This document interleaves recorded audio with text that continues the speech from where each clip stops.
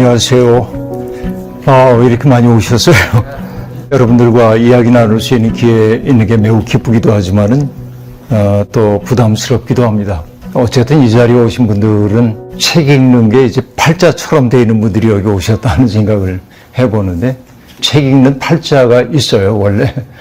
팔자에 없는 사람들은 잘 안 읽게 그렇게 되어 있습니다. 저도 책 읽는 팔자였던 것 같아요.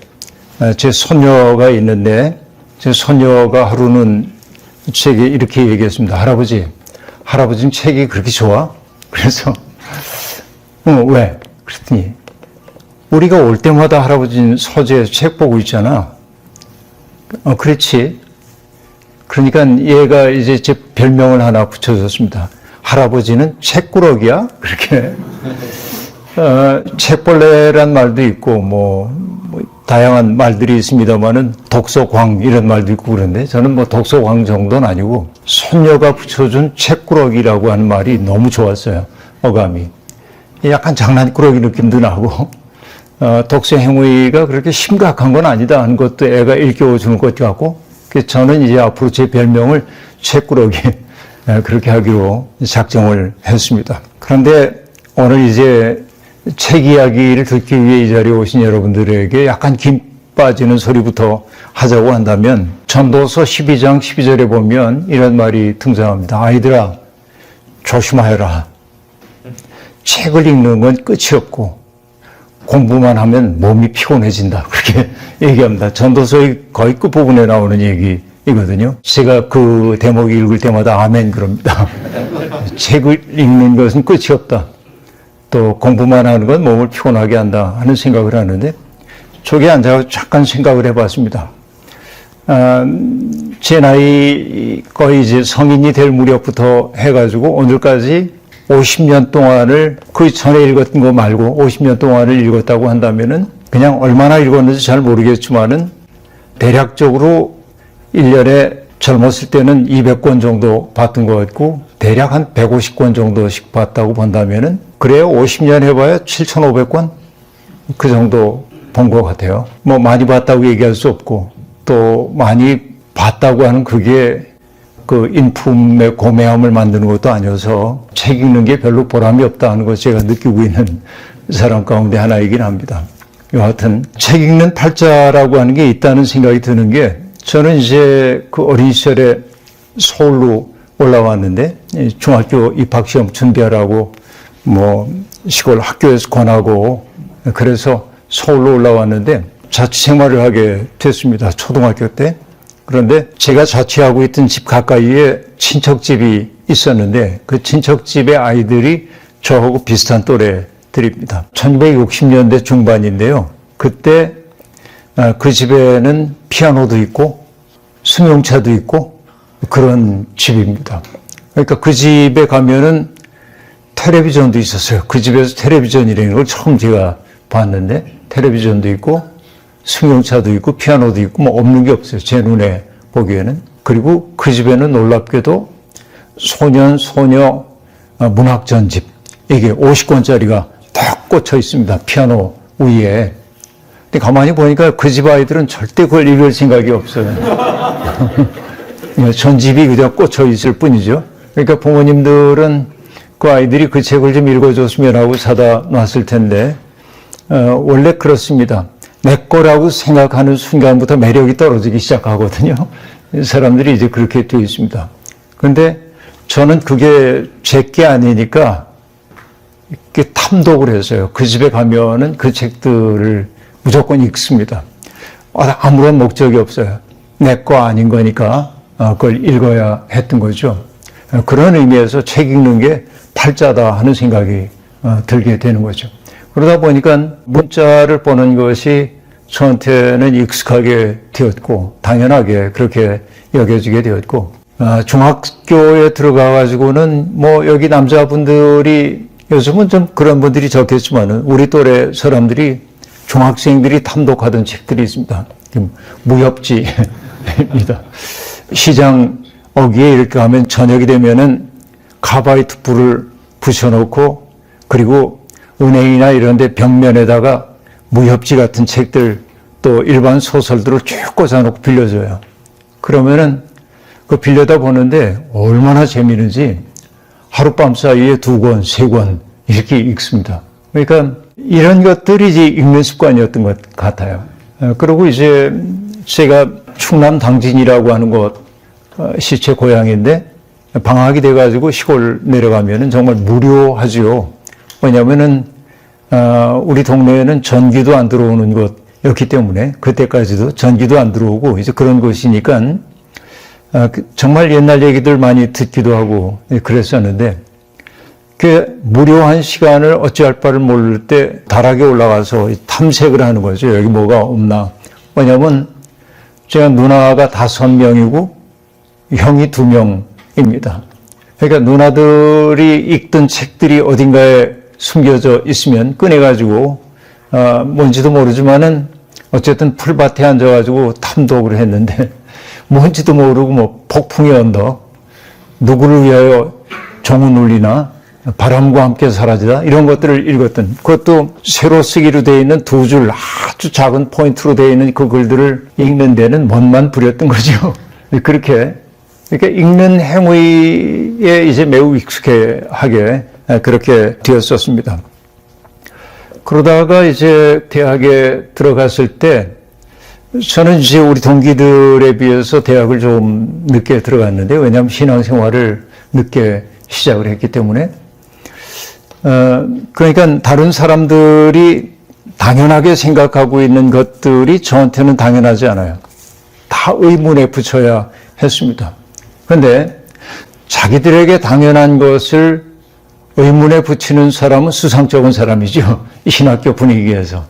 그러니까 친구들이 저를 매우 못마땅해하고 불편해하고, 그러니까 나 또한 친구들이 불편하고 이 신학교도 재미도 없고 그랬습니다. 교수님들이 강의를 하셔도 마치 인생에 대한 답을 아는 것처럼 얘기하는 게 마땅하지 않았고, 사실 내가 던지고 있는 질문이라고 하는 것은 정답이 없는 질문인지를 나도 알고 있고, 다만 교수님들은 그 문제를 어떻게 접근하고 있는지, 그 문제 때문에 어떤 고민을 했는지를 듣고 싶었는데 그분들은 강박적으로 해답을 줘야 한다는 생각 속에 있는 것처럼 보였기 때문에 성실하지 않게 제게는 보였고 미진한 부분들이 많이 있었습니다. 그런데 어느 날 이제 그 채플 시간이었는데 그 믿음이 별로 없으니까 채플 시간 빼먹는 게 매우 맛이 있었습니다. 그래서 채플을 빼먹고 신학교 앞에 있는 조그만 서점에 들어갔습니다. 그리고 서가에 꽂혀 있는 책을 눈으로 이렇게 일람을 하고 있는데 그 당시에 제 마음하고 딱 맞는 책 제목 하나가 눈에 들어왔습니다. 그 책 제목이 뭐냐면 아웃사이더라고 하는 책이었는데 바로 나잖아요. 이거 나네. 그리고 이제 꺼냈어요. 무슨 책인지도 모르고. 그리고 저자를 보니까 콜린 윌슨이라고 하는 사람인데, 콜린 윌슨. 그리고 책을 펼쳤습니다. 무슨 책인지 제가 몰랐죠. 책을 펼쳐서 날개에 있는 그 저자에 대한 소개를 봤습니다. 그 소개를 보다가 깊은 충격을 받았습니다. 어떤 충격이냐면 콜린 윌슨은 그 책을 쓰므로 세계적인 비평가로 데뷔를 한 겁니다. 거의 하여튼 세계에서 A급 비평가로 데뷔를 했는데 그 책을 썼을 때의 나이가 23살인가 그래요. 내 나이하고 비슷한 나이에 누구는 세계적인 비평가가 되고 나는 인생의 작은 질문에도 답을 찾지 못해서 방황하네. 이게 준 그 충격이 어마어마하게 컸습니다. 그래서 이제 무모한 결심을 하나 했습니다. 그 책을 보고 나서 그 도저한 사상의 흐름, 이런 것들이 이제 제게 깊은 충격을 받기 때문에 무슨 뜻인지 다 파악도 하지 못했지만은 그런데 한 가지 작정을 했습니다. 대학교 1학년 2학기 무렵인 것 같은데 어떤 작정을 했냐면 여기에 나온 책을 다 읽으리라. 이 사람이 인용한 책을 다 읽으리라. 이렇게 이제 작정을 하게 됐습니다. 여러분 나중에 이제 그 장자 이런 데 보면 그런 얘기가 나오는데요. 목마른 두더지 한 마리가 목이 말라가지고 언덕을 허위허위 올라가고 있는데 너무 목말라 죽을 것 같았어요.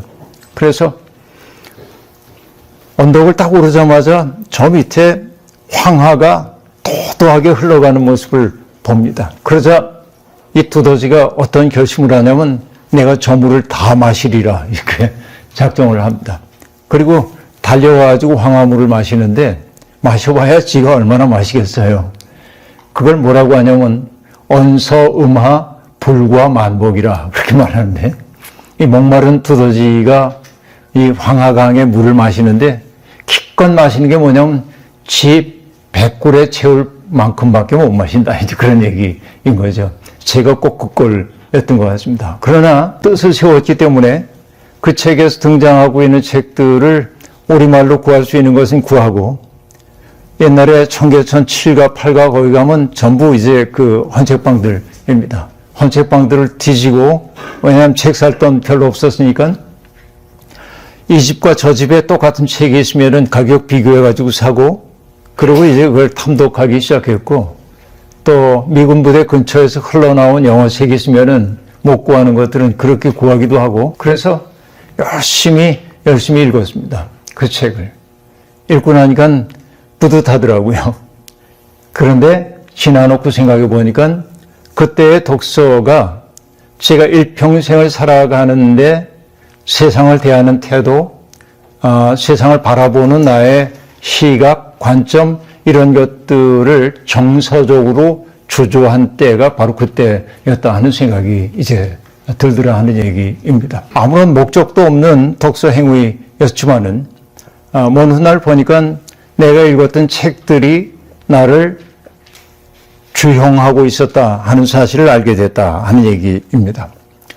근데 정말 이 세상에 많은 책들이 있죠. 그래서 여러분 어떤 책을 읽어야 하는지 고민이긴 한데 뭐 카프카가 했던 그 유명한 이야기는 여러분 다 알고 계십니다.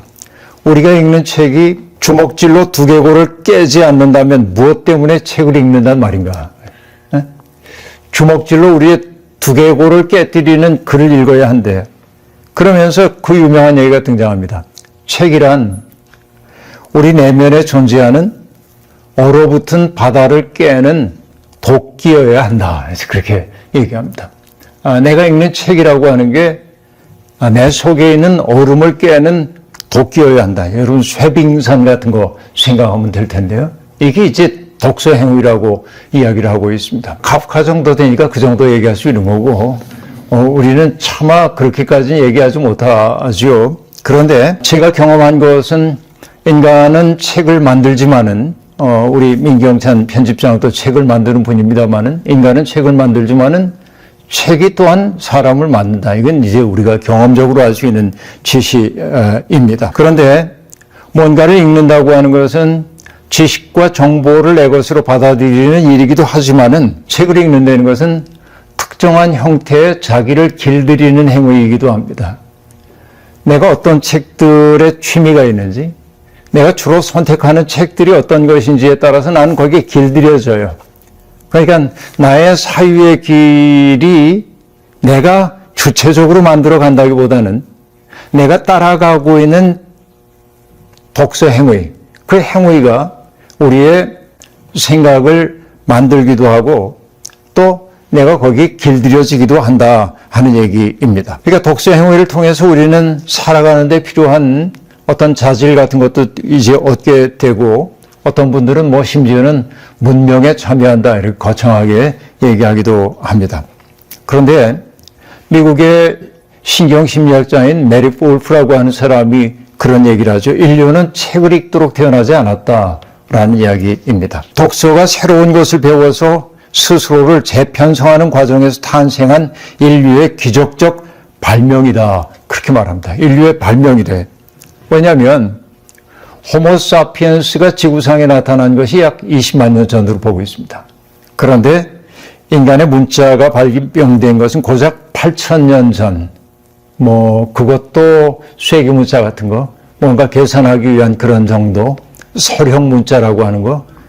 근데 인간의 이야기 같은 것들을, 구전되고 있던 이야기들을 기록한 것은 알파벳이 발명된 다음이라고 봐야 할 텐데, 물론 이제 길가메시 서사시 같은 것들이 있습니다만은, 서양 문명의 경우에 호메로스 시대를 가장 중요하게 보고 있는데, 주전 8세기 경으로 보고 있죠. 그러니까 인간의 언어 행위라고 하는 것은 호모사피엔스가 지구상에 등장한 역사에 비하자고 한다면 너무나 짧은 시간입니다. 그러니까 독서 행위는 우리의 DNA 속에 없다. 그러니까 여러분 스스로 좌절하거나 낙심하지 말길 바랍니다.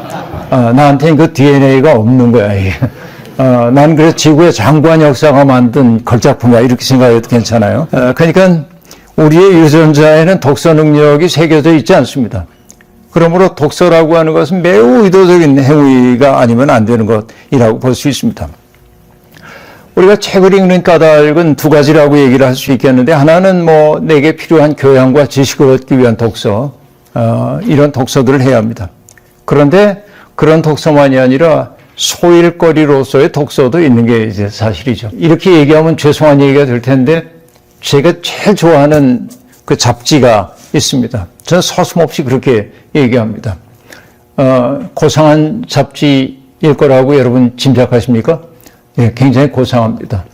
근데 그 잡지는 어떤 잡지냐면 전라도.com이라고 하는 잡지를 저는 제일 좋아합니다. 제 고향이 전라도 아닌데 그 잡지와 만난 순간부터 제가 매혹됐어요, 거기에. 왜냐면은 우리 삶 속에서 사라져가는 것들, 그것은 물건도 있지만은 사라져가는 풍습, 사람들 사이의 정, 이런 것들이, 그러니까 전라도의 시골 마을 찾아가면서 어느 집에 몽당 빗자루 남아있는 거 있으면 그거 가지고 얘기를 나누고, 어떤 집에 내놓은 의자 있으면 의자 얘기하고, 가족들 사진들 있으면 사진들, 특집들이 그래요. 그러니까 그거 보면은 굉장히 심오한 진리를 얻을 거라고 생각하고 연필 들고 대들지는 않지만, 근데 마음이 심란할 때 그 잡지를 뒤적이다 보면 마음이 평안해져요. 그래서 사는 게 이런 거지. 그치? 뭐냐면 그 노인들, 시골의 노인들, 80 넘고 그런 노인들, 그 노인들의 삶이, 인생이 뭔지를 우리에게 밝혀주는 것처럼 느끼기 때문에 그렇습니다. 오늘도 잠깐 읽다 왔는데 책이 보내져 왔길래 이렇게 들춰보니까 그런 얘기예요. 자세히 보지는 않았어요. 근데 전라도 말 경연대회가 있대요. 거기에 전라도 말 구성지게 얘기하는 건데 1등하면 100만 원이고, 그리고 이제 등수 좀 밑에 밀린 분은 20만 원이에요, 상금이. 우린 이런 일이 익숙하죠. 근데 한 할머니가 그 주최하는 사람을 불러서 잠깐 나 좀 보지라고 그러고 불렀어요. 그러면서 뭐라고 얘기하냐면 상금을 이렇게 주면 안 된다는 거예요. 20만 원 받는 사람은 속상할 거고 100만 원 받는 사람은 받으면서도 깨끗름직할 테니까 앞으로는 그러면 안 된다는 거예요. 여러분, 이게 노인들의 지혜이죠. 삶의 지혜. 그러니까 내가 본격적으로 뭔가를 하기 때문이 아니라 그런 것들을 읽으면은 소일거리라고 얘기해서 미안하지만은 그것만 해도 그냥 내 마음이 가라엎어지는 것 같은 거 느끼는데, 그러니까 내가 뭔가 오늘 수능 본 친구들도 있습니다만 수능 시험 보기 위해서 열심히 공부하는 것도 독서 행위일 텐데, 독서 행위는 소일을 위해 하는 것도 있고 목적을 위해 지향하는 것도 있다 하는 얘기입니다. 세상에는 두 종류의 책이 있습니다. 어떤 책이냐면 저자가 쓴 책이 있어요. 먼저는 그 당연한 얘기를 왜 하냐고요? 그런데 또 하나의 책은 뭐냐면 저자가 쓰지 않은 책이 어디에 있겠어요? 모두가 다 저자가 쓴 책이죠. 그런데 그 다음 책이 더 중요한데, 이게 뭐냐면 독자가 자기의 책으로 삼은 책이 제일 중요해요. 세상에는 두 종류의 책밖에 없어. 저자가 쓴 책과 독자가 자기의 책으로 삼은 책이 있단 말이죠. 그러니까 때때로 사람들이 이제 제게 질문할 때가 있습니다. 목사님에게 가장 깊은 영향을 준 책이 뭡니까? 그렇게 얘기를 하면 그 책이 가장 훌륭한 책은 아니지만 제 인생에서 매우 중요한 계기가 되었던 책은 아까 얘기한 컬린 윌슨의 아웃사이더이죠. 그런 책들을 들을 수밖에, 내 것으로 삼았기 때문에 그래요. 내가 윌슨의 논지에 다 동의하는 것은 아니지만은 그가 촉발한 자극 때문에 거기 내가 반응을 했고 거기에 등장하는 책들을 다 읽기로 작정을 했기 때문에 그 책은 내 책입니다. 그렇죠? 자기 것으로 삼은 책들이 있단 말이죠. 그리고 제 책상 뒤에는 언제나 어떤 책이 있냐면 어떤 분이 얘기하는데 제 글 속에서 가장 자주 인용되는 저자 가운데 하나라고 합디다. 그게 뭐냐면 에이브러함 조슈아 헤셀이라고 하는 분인데 유대인 랍비의 책인데 옛날에 종로서적 출판부에서 이현주 목사님 통해서 번역된 책이 있습니다. 저는 그 책을 닳도록 보고 있습니다. 처음부터 끝까지 보는 게 아니고 물론 몇 번씩 읽었어요. 몇 번씩 읽었고 뭐 영어로도 대부분 다 읽었고 그 하나의 에피소드도 있습니다. 그분이 썼던 책 가운데 큰 책이 헤븐리 토라라고 하는 책이 있는데 두꺼운 책인데 갖고 싶었는데 그건 번역이 안 돼 있고 아마존에 보니까 너무 비싸요. 너무 비싸. 그래서 와 이거 못 사겠는데 갖고 싶은데 그런데 어느 날 한 장로님이 미국에 갔다 와가지고 나한테 책을 쓱 내미는 거예요. 그 책이었어요. 그 장로님이 저기 있습니다. 우리 교회 장로님이신데 왜 그랬는지 몰라요. 나 한 번도 얘기한 적이 없어 그 얘기를. 그래서 나 그때부터 믿게 됐어요. 바라는 책은 오도록 돼 있다 그렇게. 바라는 책은 내게 오도록 돼 있다 이제 그런 거인데요. 그러니까 여러분 기억나시죠? 저자가 쓴 책이 있고 독자가 자기 것으로 삼은 책이 있다 이렇게 얘기할 수 있습니다. 그런데 독서를 할 때 우리에게 필요한 태도는 뭘까요? 저는 이렇게 생각을 합니다. 과거에는 책의 가치를 이렇게 따져볼 때 제가 함부로 이 책은 쓰레기 같아. 이 책은 형편없어. 이따위 소리를 했어요. 제가 젊을 때는. 근데 지금은 절대로 그렇게 얘기 안 합니다. 그럴 수 없어요. 그래서 저는 물론 이제 어떤 책을 2만 원 주고 샀는데 별로 읽을 만하지 않으면 좀 화가 나기도 하고 그러는데 저는 늘 어떤 태도를 가지고 사냐면 2만 원 주고 산 책에서 한 문장이라도 내 마음속에 와닿고 그것이 나를 성찰하도록 했다면 2만 원 가치는 한 거다. 그 생각을 늘 합니다. 그래서 뭐냐면 여러분 너무 빨리 심판관의 자리에 서려고 하지 말고 그 책에 대한 존중심을 갖고 대하면 좋겠다 하는 것이 이제 첫 번째이고 그 다음에 뭐냐면 그 책을 이해하기 위해서 정말 인내하는 과정이 많이 필요하다고 얘기할 수 있습니다. 최근에 이제 저를 가장 괴롭혔던 사람이 누구냐면 임마누엘 레비나스라고 하는 철학자입니다. 그동안 이제 제가 제법 사상사에 대한 공부를 했다고 스스로 여겼는데 레비나스하고 달라붙어가지고 씨름을 많이 하지 못했던 그런 아쉬움이 있어서 왜 이렇게 늙음하게 그 시작을 했는지 모르겠지만은 레비나스를 읽는데 너무 어려워. 그래서 강영환 교수님한테 강 교수님 레비나스 공부를 하는데 왜 이렇게 어려워요? 그러자 그건 누구에게나 어려워요. 그래서 위로가 좀 됐어요. 누구에게나 어렵다고 얘기하니까. 그런데 레비나스를 직접 읽기도 했지만은 레비나스에 관해 쓴 사람들의 책을 읽다가 모든 저자들이 공통적으로 하고 있는 말을 발견했어요. 그 말이 뭔지 아십니까? 레비나스는 사악할 정도로 난해하다 그렇게 얘기하는 거예요. 그래서 깊은 위로가 됐어요. 야 나만 멍청이가 아니구나. 그러니까 그 책하고 달라붙어가지고 씨름하는 기분이 나는 거야. 한번 좀 해보지 뭐. 그래서 뭐냐 읽다가 뭐 이렇게 잘난 척하고 난해하겠어 그러고 집어던지면은 끝난 거야. 근데 뭐냐 그거 붙잡고 이제 씨름을 하는 과정들이 필요합니다. 그러니까 정말 이해하고자 하는 인내가 필요하고요. 그 다음에 아까 얘기한 대로 쉽게 판단하지 말고 수용하고 경청하려는 태도를 가져야 한다. 이게 여러분 헬만 헤세가 우리에게 들려주는 얘기입니다. 헬만 헤세의 책에 대한 이야기예요. 이게 경청하는 태도를 가져야 한다는 얘기이죠. 여러분 제가 아주 좋아하는 그 사회학자가 있습니다. 저하고 가까운 사이이기도 한데요. 정수복 박사라고 하는 이가 있는데 요즘 뭐 굉장히 큰 학술상을 작년과 올해 계속 받고 있는 분인데 그분이 썼던 책들이 몇 권 있는데 오늘 이 얘기하기 위해서 책을 들썩들썩 보는데 그분이 재밌는 걸 얘기를 하고 있어요. 책을 읽지 말아야 할 이유. 읽지 말아야 되는데 첫째, 책 중독의 위험성이 있다. 책 중독도 중독이에요. 두 번째, 생명력이 상실되기 쉬워. 이게 너무 이렇게 빠지다 보면 건강이 악화돼.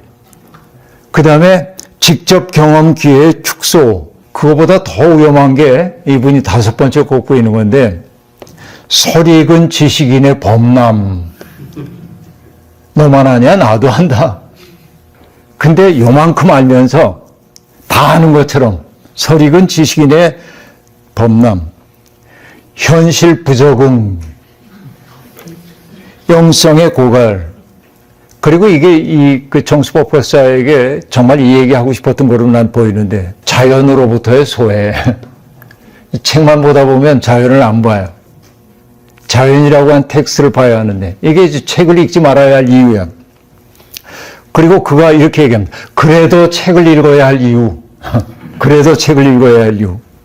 본능으로서의 지식욕, 재미로서의 책 읽기, 우물안 개구리 벗어나기, 가장 속 깊은 친구, 스승이 사라진 시대의 스승, 타자의 발견, 창의성의 원천, 내 인생의 길 찾기, 나만의 세상 읽기, 시공의 초월 체험, 치유로서의 책 읽기, 영혼의 둥지 짓기.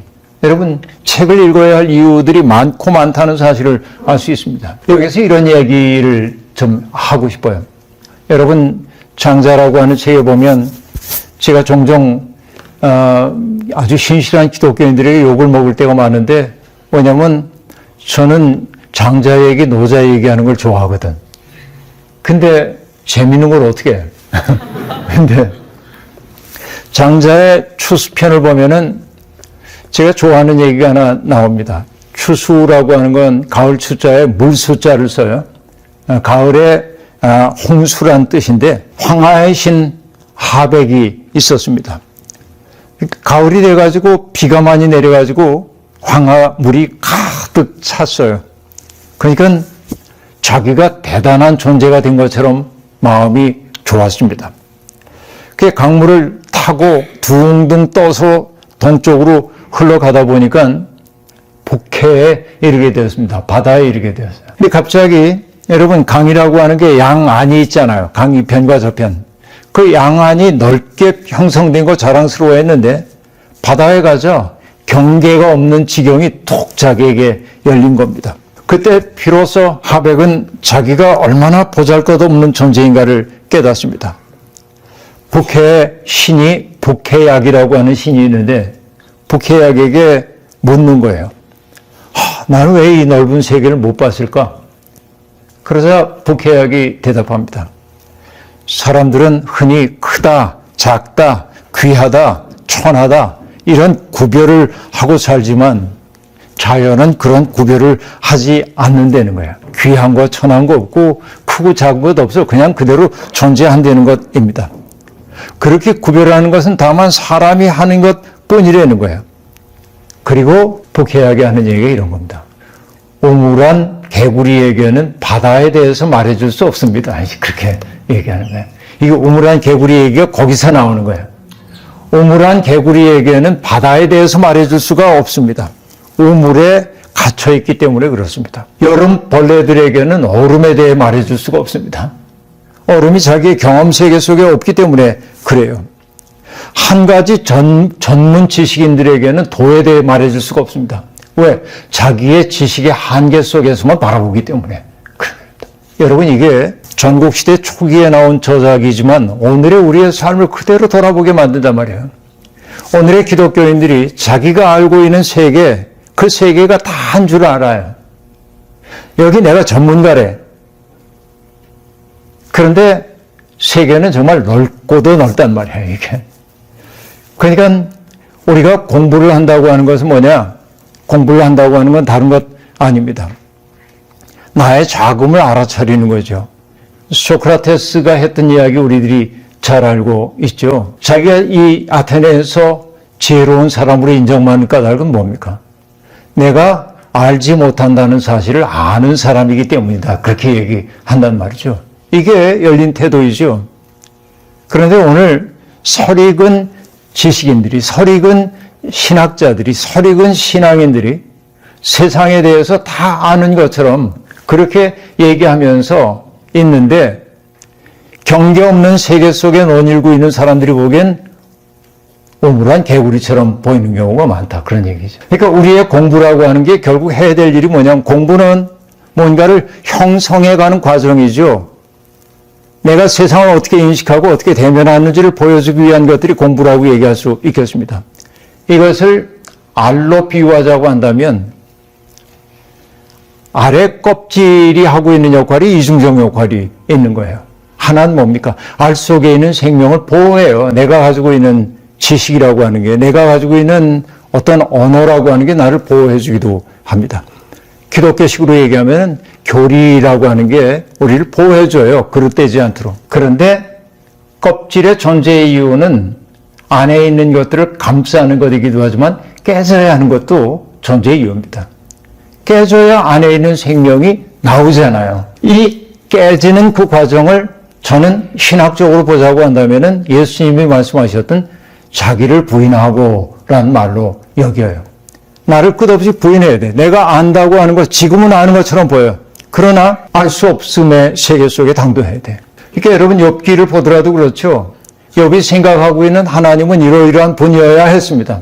그러나 내가 생각했던 하나님이라고 하는 개념 속에 들어오지 않는 삶의 잉여들이 자기에게 생겼어요. 해석이 안 돼요. 친구들은 자꾸만 해석할 수 없는 그것을 자기들이 가지고 있는 신이해의 지평 속에 우겨놓으려고 합니다. 폭력이죠.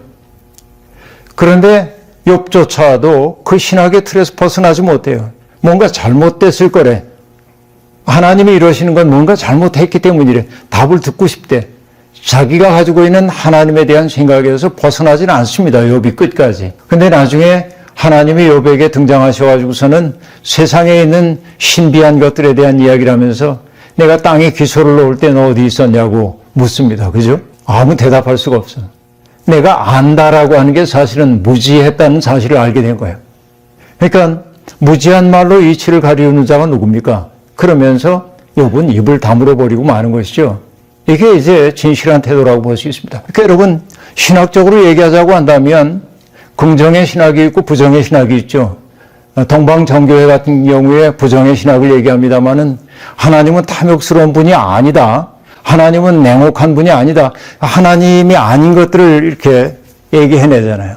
마치 미켈란젤로가 조각을 할 때 대리석에서 뭔가를 깎아내는 게 아니라 자기가 조각해내는 게 아니라 형상에서 불필요한 것들을 덜어냈다고 하는 것처럼 이게 부정신학의 논리란 말이죠. 우리가 아는 게 너무 적어. 그러니까 지금은 내가 이 세계 속에 머물고 있지만은 그러나 내가 커지기 위해서 뭐냐면 알을 깨고 나와야 한단 말이죠. 헬만 헤스의 데미안에서 얘기하는 게 그런 거죠. 알은 하나의 세계입니다. 근데 이 세계는 깨져야 합니다. 그래야 새가 탄생하기 때문에 그렇다고 얘기할 수 있는 것이죠. 그래서 여러분 우리가 독서를 하는 까닭이 뭐냐면 나의 무지함을 깨닫기 위한 거라고 볼 수 있어요. 근데 제가 독서 열심히 하라고 얘기하면 지난번에도 어디 갔더니 젊은 목회자들이 항의 삼아 내게 시비를 걸었어요. 목사님, 부목들이 얼마나 바쁜지 모르세요? 신학생들이 교회에서 얼마나 시달리는지 모르고 책 읽으라고 그러세요? 그런 얘기. 일부러 12조에 제게 얘기를 했죠. 알죠? 얼마나 바쁜지 압니다. 그리고 어떤 분이 제게 이렇게 얘기했어요. 저는요, 어제도 담임 목사님 모시고 운전하고 어디 갔다 왔고요. 그러니까 책 읽을 시간이 없다는 거야. 예, 이건 그렇다고 생각해요. 그런데 여러분, 죄송합니다. 공부 못하는 사람의 특색을 좀 얘기해 볼게요. 공부 못하는 사람의 특색. 어떻게 공부 못하는지 아시죠? 내 이제 굳게 마음을 먹고 지금부터 공부를 해야지. 그러기 위해 맨 먼저 해야 되는 게 뭐야? 책상 정리. 왜 이렇게 어지럽혀졌냐? 책상 정리 쫙 하고 쫙 하니까 공부할 맛이 나.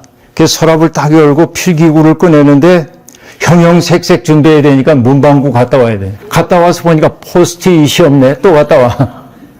그리고 다 준비가 돼서 시작 그럼 좋은데 일정표를 짜야 돼. 몇 시부터 몇 시까지는 무슨 공부하고 이거 쫙 짜고 다 짜고 나니까 너무 피곤해. 한숨 자고 시작해야지. 그래요, 안 그래요? 이거 우리 경험이죠, 이거. 근데 공부 잘하는 친구들은 얄밉게도 그런 짓 하나도 안 하고 그냥 해요. 아무 때나. 10분이 있으면 10분 동안 공부하고 독서의 방법은 뭐냐? 독서할 수 있는 온전한 시간 3시간 확보가 안 돼요. 이따위 소리 하지 말고 5분이 있으면 5분 동안 읽고 10분이 있으면 10분 동안 읽으시라 그런 얘기입니다. 그러니까 독서할 시간 없다는 얘기 저도 이제 뭐 인정해요. 너무 바삐 지내는 거. 그러나 짬짬을 이용하는 거 제법 근사하다. 그거. 제법 재미있습니다. 그 시간 이용하는 게. 그 다음에 여러분 책을 읽을 때 여러분의 수준에서 마음에 드는 책만 읽으면 안 됩니다. 수준을 높여가기 시작해야 합니다. 죄송합니다만 제 경험을 얘기하자면 이런 건데요. 대학 1학년 겨울방학에 아르바이트하고 뭐 고단하게 이렇게 지내고 그리고 2월 15일이 됐는데 갑자기 정신이 번쩍 났어요. 이제 보름 있으면은 개학인데 내가 공부를 너무 안 했네. 그래서 두툼한 영어 원서를 600페이지쯤 되는 책을 턱 꺼내가지고 정확히 페이지 모르겠는데 꽤 컸어. 제 느낌에는. 그게 뭐냐면 존 맥쿼리의 The Principles of Christian Theology라고 하는 책이었는데 그 책을 2월 16일부터 시작해가지고 2월 28일까지 열이틀 동안 그 책을 열심히 읽었습니다. 그리고 맨 끝에 1900 몇 년 2월 28일 12시 32분 완 딱 그렇게 썼어요. 큰 두툼한 원서를 읽은 거야. 대학 1학년. 별로 장하지는 않죠. 뭐 근데 난 장했어. 스스로. 근데 문제는 뭐냐면 읽은 내용이 하나도 기억이 안 나. 도대체 이 사람이 무슨 얘기를 했는지는 하나도 기억이 안 나는 거예요. 근데 그것이 주는 유익이 뭐냐면 한 200페이지짜리 원서 이까지 거 무슨 얘기인지 아시겠습니까? 여러분 올해 제가 4월 달에 그 미국에 집회 때문에 미국을 갔는데 한 20며칠을 남겨두고 갑자기 무슨 생각이 들었는지 내가 이 책을 안 읽는다는 거 말이 안 돼. 그리고 잡은 책이 뭐냐면 마르셀 프루스트의 잃어버린 시간을 찾아서입니다. 아주 난해합니다. 13권이거든요. 한 권에 한 500페이지 가까이 되고요. 미국 가기 전에 남은 세월이 얼마 안 돼. 며칠. 근데 여러분 할 일 다 하면 다 읽고 갔잖아요. 수천 페이지. 그러고 나니까 그 다음에 뭐냐면 한 600페이지짜리 책을 들면 이거 언제 읽어 그 생각 드는 게 아니고 600페이지밖에 안 돼. 이렇게 되는 거예요. 이게 이 독서법이에요. 여러분 꼭 명심해야 하는, 그러니까 자기의 능력치를 더 키워라. 아까 얘기한 뭐 레비나스 공부할 때 머리에 쥐가 나는 것 같은데 한번 뚫고 가자 하고 가고 나니까 웬만큼 어려우면 참 친절하시군요. 그러면서 볼 수 있단 말이에요. 예, 이게 이제 굉장히 중요한 태도라는 생각이 들고, 그리고 이제 여러분 읽는 책의 범위를 점점 넓혀가야 하고, 그 다음에 사람들이 흔히 제게 목사님 책을 어떻게 고르세요 하고 얘기하는데 제가 책을 고르는 것도 있지만 독서를 하다 보면 읽어야 하는 책이 반드시 나오도록 되어 있습니다. 그럼 연쇄적 읽기를 하게 되는 거예요. 그 책이 나의 인식의 지평들을 이렇게 넓혀가도록 만들기도 한다 하는 얘기입니다. 그 다음에 뭐 구체적인 뭐 독서법에 대한 이야기는 나중에 뭐 여러분 질문이 나오면 하겠습니다만은, 그러나 이렇게 얘기를 제가 해보고 싶은데요. 흔히 이제 문학을 얘기할 때 문학에는 네 구성원이 있다고 얘기를 합니다. 문학이지만은 이게 우리 독서행위 얘기와 관련되는데, 첫째는 뭐냐, 저자가 있습니다. 둘째는 뭐냐면은 저자가 산출해낸 책이 있습니다. 세 번째는 독자가 있습니다. 네 번째가 뭔지 아세요? 네 번째가 시대입니다.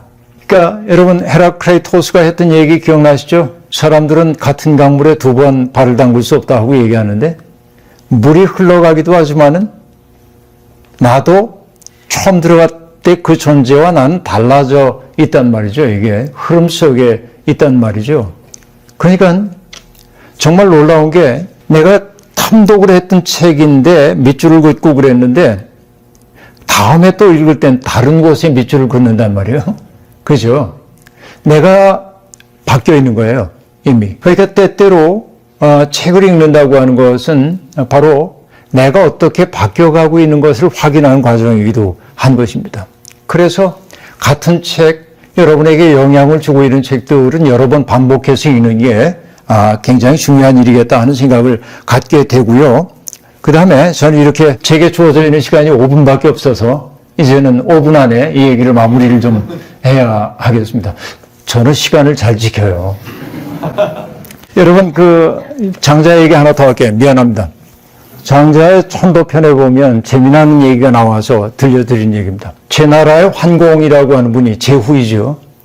당상에 앉아가지고 책을 읽고 있었습니다. 소리를 내가며 읽었겠죠? 근데 당하에서 저쪽 마당에서 윤편이라고 하는 목수가 수레 바퀴를 깎고 있었습니다.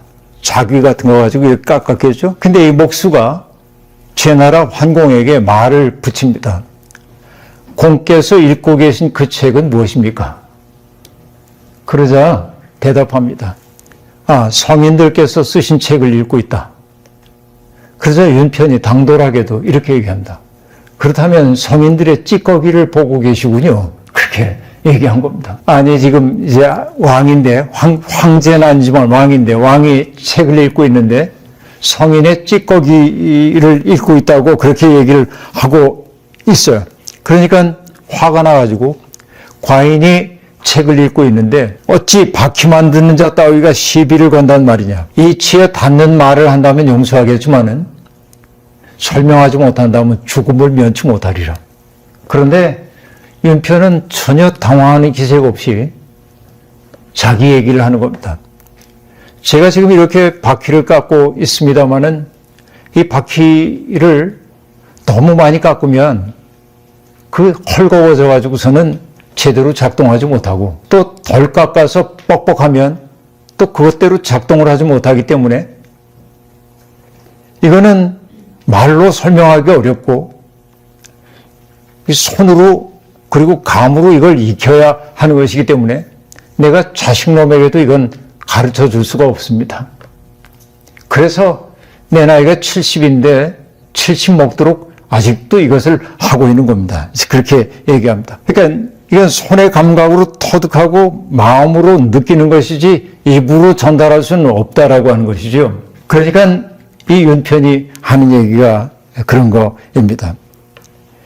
옛날 분도 전해줄 수 없는 것과 함께 돌아가셨기 때문에 상께서 읽고 계신 것은 옛날 분의 찌꺼기일 뿐입니다.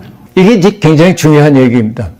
우리가 책을 읽는 그 자체가 책을 많이 읽어가지고 내가 똑똑해졌어요. 유식해졌어요. 이게 책 읽음의 목적이 아니라 결국은 내 삶에 익숙해지기 위한 것이라고 얘기를 할 수 있겠는데 그러기 위해서는 뭐냐면 읽는 그것이 나의 인격이 되고 그리고 나의 삶의 태도로 바뀌지 않으면 안 된다 하는 얘기입니다.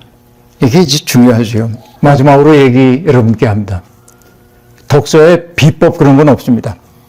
저는 이 말을 좋아하는데요. 수적, 석천 이런 말 들어보셨나요? 수적, 석천. 물수자고요. 적은 방울이에요. 물방울 하나하나가 떨어져서 돌을 뚫는 거예요. 그리고 여러분 아까 민혁한 편집장도 얘기했습니다만 오르한 파묵 얘기했는데 터키의 노벨 문학상 작가이죠. 오르한 파묵이 뭐라고 얘기하냐면 자기의 소설 쓰기를 이렇게 얘기합니다.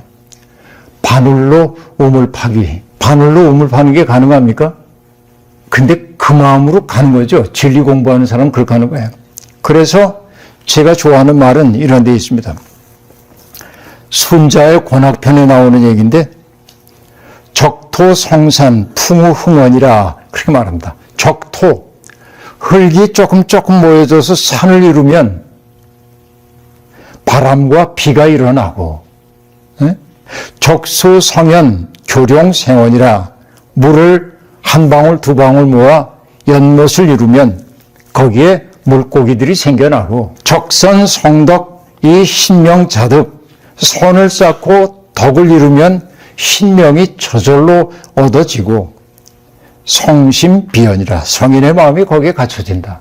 근데 여러분 여기에 지금 일부러 제가 한자를 읽어드리는데 제일 앞에 나온 글자가 뭐예요? 적 그랬어요. 그래서 뭔가를 쌓아가는 거야. 공부란 뭐냐? 적후하는 거예요. 두텁게 쌓아가는 거예요. 공부한다고 하는 것은 얇게 넓게 가는 게 아니라 쌓고 쌓아서 두터워져야 돼. 그러면 거기에서 나올 게 나오는 거예요. 그러니까 많은 신학생들과 목회자들이 공부를 깊게 쌓아두지 않았기 때문에 깊은 거 나오지 못할 때가 많아요. 그러니까 우리가 책을 읽는다고 하는 것은 뭐냐? 깊이 쌓아가는 과정이다 말이죠. 우리가 그런 과정 속에 들어갔으면 좋겠고요. 결국은 우리가 읽는 책들이 우리에게 행복을 가져다 주지는 않지만 책은 우리들 자신에게로 가는 길이 되어주기도 하는 것입니다. 그러니까 책과의 만남을 통해서 내 속에 있는 다이아몬드와 같은 것들을 만나는 기쁨을 우리가 함께 누리면 좋겠습니다. 약속된 시간 돼서 정확하게 마쳤습니다. 감사합니다.